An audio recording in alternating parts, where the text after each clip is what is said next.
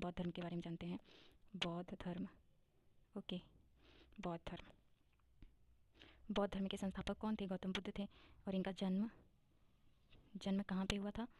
तो इनका जो जन्म हुआ था, इनका जन्म 563 ईसा पूर्व में शाक्य गणराज्य की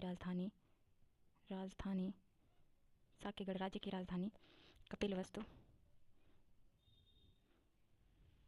कपिलवस्तु के निकट लुम्बिनी नामक स्थान पर हुआ था। लुम्बिनी नामक स्थान पर हुआ था। ठीक है। इनके पिता शुद्धोधन थे। शुद्धोधन जो कि शाक्यों के राज्य कपिलवस्तु के शासक थे। ठीक है, कपिलवस्तु के शासक थे। ठीक है, कपिलवस्तु के शासक थे। इनकी माता महामाया, इनकी माता का नाम महामाया था, जिनकी मृत्यु गौतम बुद्ध के जन्म के 1 सप्ताह बाद ही हो गई थी। और इसी कारण गौतम बुद्ध का जो पालन पोषण इनकी मौसी जिनको विमाता प्रजापति गौतमी कहा जाता है। तो चलिए लिखते हैं यहाँ पे पालन पोषण इनका किसने किया था। तो पालन पोषण यहाँ पे शो रहेगा। ठीक है, पालन पोषण विमाता प्रजापति गौतमी द्वारा। ठीक है, और इनका विवाह यशोधरा से हुआ था। यशोधरा से 16 वर्ष की आयु में हुआ था। 16 वर्ष की आयु में हुआ था। 16 वर्ष की आयु में।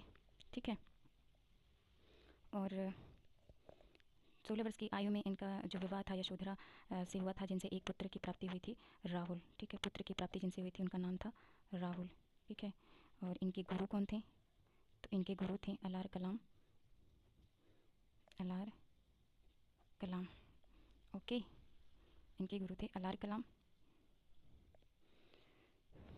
और इनके जो शिष्य थे वो कौन थे? आनंद और उपाली इनके शिष्य थे। ठीक है, आनंद उपाली। ठीक है, और गृह त्याग की घटना क्या कहलाती है? गृह त्याग की घटना महाभिनिष्क्रमण। ठीक है, महाभिनिष्क्रमण कहलाती है गृह त्याग की घटना। और गृह त्याग इन्होंने किस उम्र में किया था? इनकी आयु क्या थी? तो 29 वर्ष की अवस्था में इन्होंने गृह त्याग किया था। ठीक है, 29 वर्ष की अवस्था में गृह त्याग किया था। किसने? गौतम बुद्ध ने। ठीक है, किया था। ओके, गृह त्याग किया था। और इनको ज्ञान की प्राप्ति कब हुई थी? और ज्ञान प्राप्ति की घटना को क्या कहा जाता है? तो संबोधि कभी कभी कहते हैं। ठीक है, ज्ञान प्राप्ति। तो इनको ज्ञान की जो प्राप्ति हुई थी 7 वर्ष इधर उधर भटकने के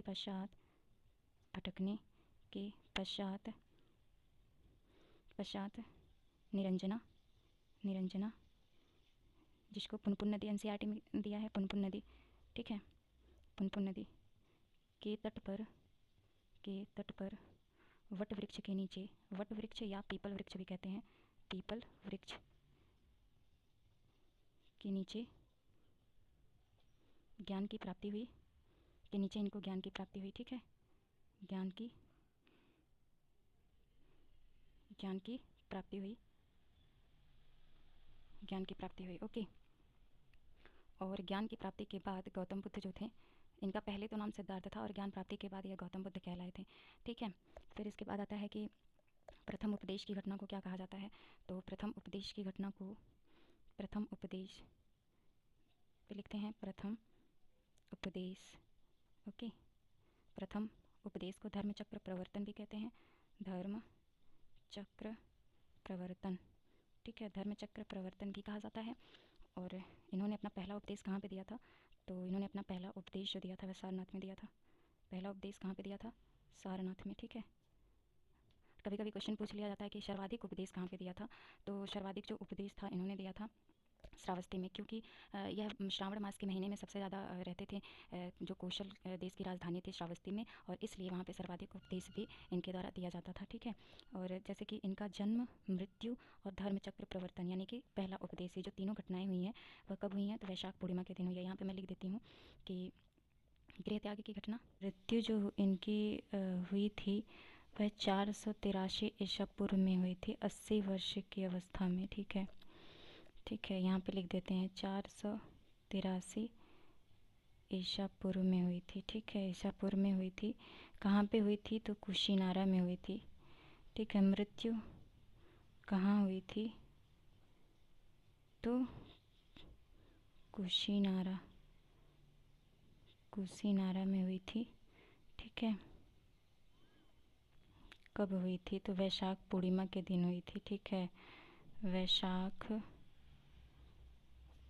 पूर्णिमा के दिन हुई थी। ठीक है, और प्रथम उपदेश भी कब हुआ था? तो वैशाख पूर्णिमा के दिन हुआ था। वैशाख पूर्णिमा के दिन हुआ था गृह त्याग।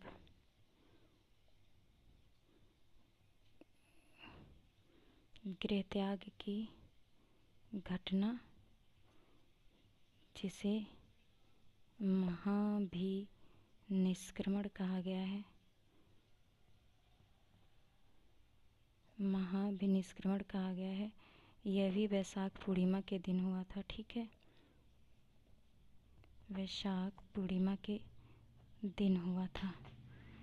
ओके, ये जो 3 घटनाएं हुई थी वह वैशाख पूर्णिमा के दिन हुई थी। ठीक है, इसके बाद क्या होता है कि इनको बौद्ध धर्म के जो लोग थे वह आस्था व ईश्वर को नहीं मानते थे। तो गौतम बुद्ध के 4 आर्य सत्य थे। ठीक है, कौन कौन से थे? 4 आर्य सत्य। ठीक है, तो कौन कौन से थे? दुख। ठीक है, पहला तो था दुख। दुख, इनका मानना था कि संसार दुख में है। ठीक है, संसार दुखमय है। ठीक है, संसार दुखमय है, संसार दुखमय है। और दूसरा है दुख समुदाय। दूसरा है दुख समुदाय। ठीक है, दुख समुदाय यानी कि दुखों का कारण भी है। ठीक है, गौतम बुद्ध कहते हैं कि दुखों का कारण भी है, दुखों का कारण भी है। ठीक है, दुखों का कारण भी है। और तीसरा क्या था? दुख निरोध। दुख निरोध। ठीक है, दुख निरोध, दुखों का अंत संभव भी है। इनका मानना था कि दुख, संसार दुखमय है, दुख समुदाय दुखों का कारण भी है, और दुखों का अंत संभव भी है। अंत संभव भी है। ठीक है, संभव भी है। और दुखों के दूर करने को इन्होंने अष्टांगिक मार्ग बताया है। दुखों को दूर करने के लिए इन्होंने 4th है, यानी कि चौथा है दुख को दूर करने का उपाय। ठीक है, दुख को दूर करने का उपाय, दूर करने का उपाय क्या बताया है? अष्टांगिक मार्ग बताया। ठीक है, अष्टांगिक मार्ग। ठीक है, अष्टांगिक मार्ग। ओके,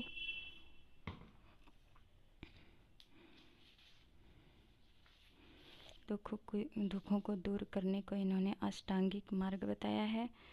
दुखों को दूर करने को इन्होंने अष्टांगिक मार्ग बताया है। तो चलिए हम आगे अब जानते हैं इनके त्रिरत्न और त्रिपिटक क्या क्या थे।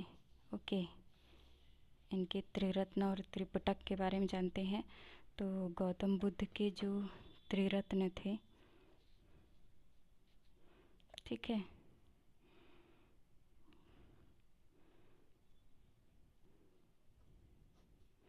गौतम बुद्ध के त्रिरत्न कौन कौन से थे? तो बुद्ध, धम्म, संघ। ओके। और इनके त्रिपिटक क्या थे? तो विनय पिटक। इनके त्रिपिटक गौतम बुद्ध के त्रिपिटक कौन कौन से थे? तो गौतम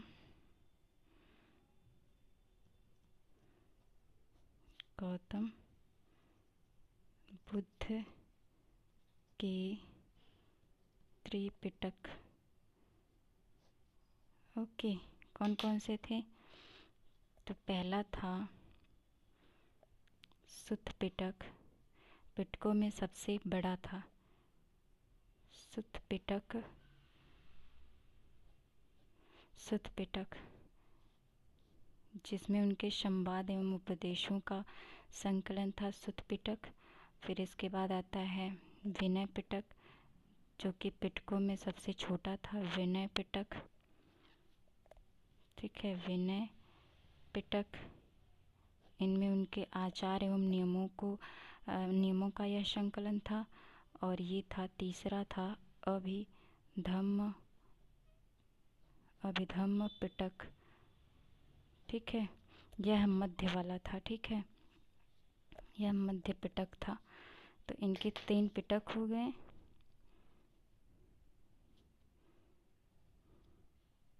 और मैंने बौद्ध संगीतियों के लिए एक वीडियो बनाया है, तो आप लोग उसको देख लीजिएगा।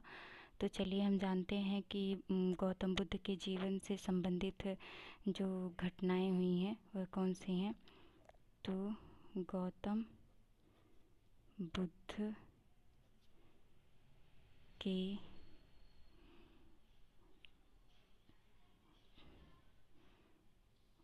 बुद्ध के जीवन की घटनाएं, गौतम बुद्ध के जीवन से संबंधित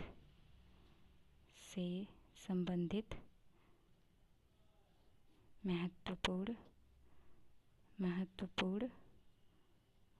घटना, ठीक है।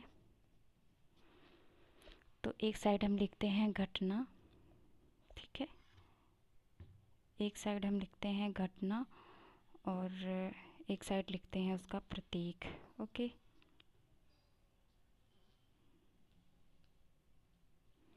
यहाँ पे लिखेंगे घटना और इधर लिखेंगे प्रतीक, ओके, यहाँ पे लिखेंगे प्रतीक। तो गर्भ की घटना का जो प्रतीक है वह हाथी है। गर्भ की घटना का प्रतीक हाथी, ओके। जन्म की घटना का प्रतीक कमल, जन्म, इधर होगा कमल, फिर इधर होगा यौवन, ठीक है, यौवन, इधर होगा सांड, इसका प्रतीक है सांड। फिर गृह त्याग की घटना का प्रतीक घोड़ा, गृह त्याग की घटना का प्रतीक है घोड़ा। इसको याद करना इजी है, क्योंकि आप ऐसे याद कर सकते हो कि गौतम बुद्ध ने गृह त्याग किया था घोड़े से, ठीक है। और इसको हम याद कर सकते हैं कि जब बच्चे का जन्म होता है तो उसका शरीर कमल की तरह मुलायम होता है या कोमल होता है, ठीक है। तो गृह त्याग की घटना का प्रतीक जो है घोड़ा है। और ज्ञान प्राप्ति बोधि वृक्ष, ज्ञान प्राप्ति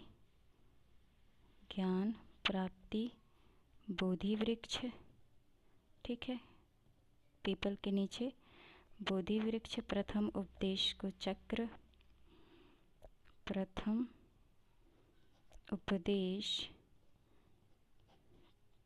इधर हो जाएगा इसका प्रतीक चक्र, और निर्वाण का प्रतीक जो है, निर्वाण यानी कि जब उनकी मृत्यु हुई थी, निर्वाण, निर्वाण का जो प्रतीक है वह पद चिन्ह है, ठीक है।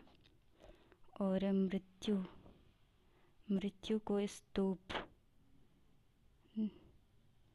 स्तूप, सॉरी इधर होगा मृत्यु, ठीक है, इधर होगा मृत्यु, मृत्यु का जो प्रतीक है वह स्तूप है, और निर्वाण का प्रतीक है पद चिन्ह, ठीक है।